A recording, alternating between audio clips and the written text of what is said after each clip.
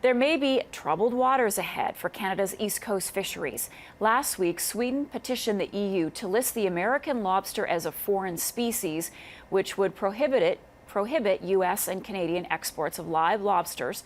North American scientists are refuting Sweden's claim that an all-out trade is needed to stop an invasion. And this move would rob the Canadian industry of a multi-million-dollar market. Joining us now from Halifax is Boris Worm, a marine conservation biologist at Dalhousie University. Good morning. Thanks for being on our program. Good morning. So help us understand, what's their position here? Why ban the lobster? Yeah, well, they're nervous because they're finding small numbers of lobsters in their waters. This is the American lobster that's home to our shores. They have the European lobster, which is a slightly smaller cousin but closely related. So what they're afraid of is that the American lobster could become established there, that it could maybe carry disease, and that it may interbreed with the European lobster because it is so closely related. So how are the two lobster groups going to even come in contact?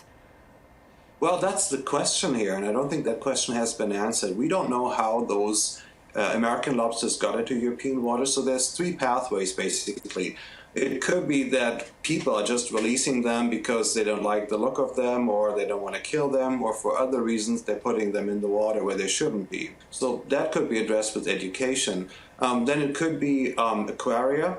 Invasive species have actually spread from aquaria in the past, so that's one possible pathway. And the third one is ballast water, where ships are carrying water from one region to another to weigh themselves down if they don't have enough cargo. And when they release it, they may release larvae or even small juveniles of lobsters, crabs, and other species. And that's also been documented. So we don't really know what the pathway is and how those lobsters got into Swedish and European waters. So if these lobsters are banned, if this American lobster is banned, what threat does it pose to Canada's East Coast fishery?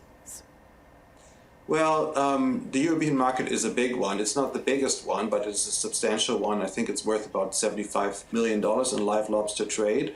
I guess it doesn't concern the import of lobster, it concerns the import of live lobsters. So you could still import them cooked or frozen or so, but they wouldn't be quite as much worth. So the trade value would go down somewhat. So I don't see it as a threat to our industry, but it's something to be taken seriously because it could set a precedent. And also scientifically, I'm interested in what the actual rationale is. Is it really about disease? Is it about interbreeding?